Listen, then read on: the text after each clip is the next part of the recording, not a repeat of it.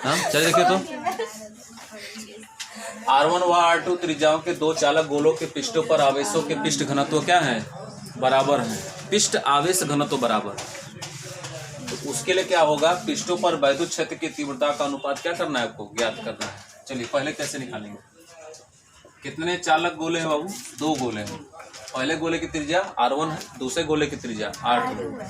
अगर पहले गोले की त्रिज्या R1, दूसरे गोले की त्रिज्या R2 है, तो तीव्रताएं इसी प्रकार, वैद्युत क्षेत्र की तीव्रताओं का संकेत क्या होगा, इसी प्रकार दोनों चालक गोलों की वैद्युत क्षेत्र की तीव्रताएं क्या होंगी, E1 व E2 तथा क्या पृष्ठ आवेश घनत्व क्या होना चाहिए, सिग्मा 1 तथा सिग्मा 2 हो। तो क्या निकालना है आपको, वैद्युत क्षेत्र की तीव्रता का अनुपात E1 रेशियो E2 क्या करना है आपको, ज्ञात करना है। टोटल क्वेश्चन हमारे पास दो चालक गोले हैं जिनकी त्रिज्या क्रमशः R1 और R2 है, तीव्रता क्रमशः E1 और A2 है, पृष्ठ आवेश घनत्व सिग्मा 1 सिग्मा 2 है। तो कहता है कि तीव्रताओं का अनुपात निकालो। अनुपात का मतलब रेशियो होता है, E1 रेशियो E2 आपको क्या करना है, ज्ञात करना है। कैसे निकलेगा E1 और E2 रेशियो, तो आप जानते हैं चूंकि R त्रिज्या के गोले पर वैद्युत क्षेत्र की तीव्रता का सूत्र क्या होता है, E = 1/4πε0 into Q by R² से पहले गोले के लिए E1 = 1/4πε0 into Q1 by capital R1² होना चाहिए, तथा E2 = दूसरे गोले के लिए 1/4πε0 इंटू Q2 बाई R2² होना चाहिए। इसको बना लेंगे समीकरण फर्स्ट, इसको सेकेंड। दो बार वैद्युत क्षेत्र की तीव्रता है, दो बार त्रिज्याओं के लिए, दो बार आवेश के लिए, दो बार तीव्रताओं के पद में लिखिएगा। उसके बाद यहाँ क्या दिया है, प्रश्नानुसार हमने नहीं कहा, वो कह रहा है कि दोनों के पृष्ठ आवेश घनत्व क्या है, बराबर है, यानी सिग्मा 1 बराबर सिग्मा 2।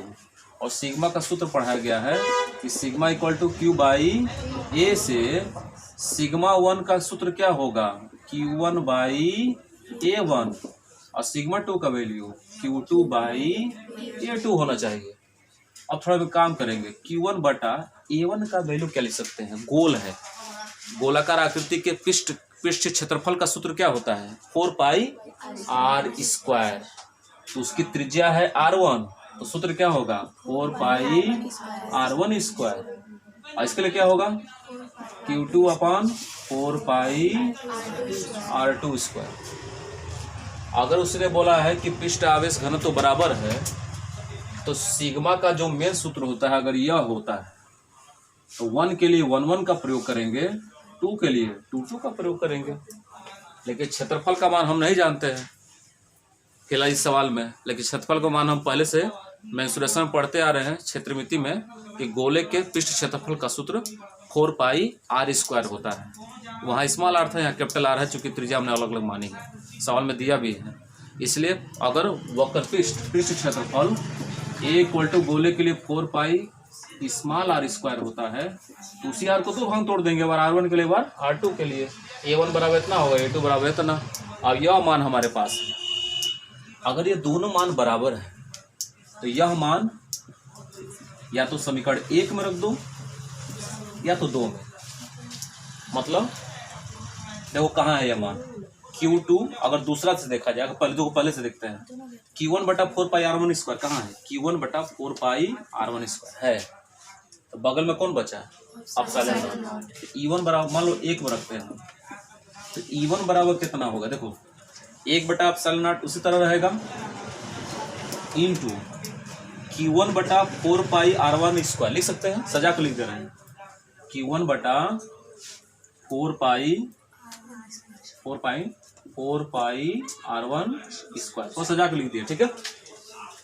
अब इसकी जगह क्या लिख सकते हैं, E1 बराबर 1/ε0 इंटू, ये तो ये हो गया था ना, क्या इसकी जगह ये लिख सकते हैं Q2/4 पाई r2 स्क्वायर। समीकरण बन जाएगा थर्ड, आपकी मर्जी। यह मान उठा के समीकरण 2 में रख सकते हो।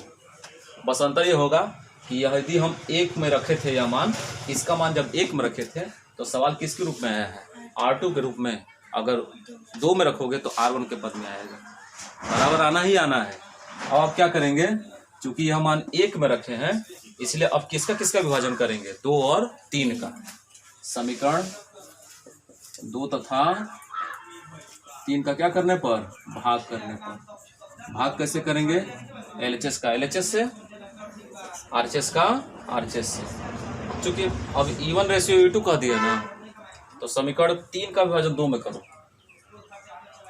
3 का विभाजन 2 में, क्यों, 3 बन गया E1 ऊपर होना चाहिए क्योंकि रेशियो में E1 पहले है।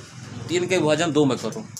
विभाजन कैसे करते हैं, LHS का LHS से, RHS का LHS का LHS से अनुपात निकालोगे तो कैसे लिखेगा, E1/E2।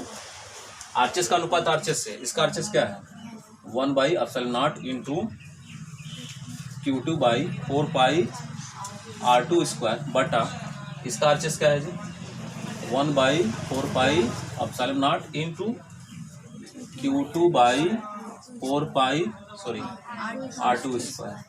ये दोनों एक ही जैसा है, इधर उधर लिखा हुआ है, ये पूरा का पूरा कट जाएगा, पूरा का पूरा। E1/E2 इक्वल टू, ऊपर भी एक नीचे भी एक, समान पद भाग देने पे एक बचता है, भागफल। इसी लिख सकते हैं E1 बराबर E2, तिरे गुणा कर देना, E2 एकम E2, E1 एकम E1, यानी दोनों के अनुपात किस रेशियो प्राप्त होंगे हमको, E1 रेशियो E2 बराबर 1 रेशियो। चलिए देखिए।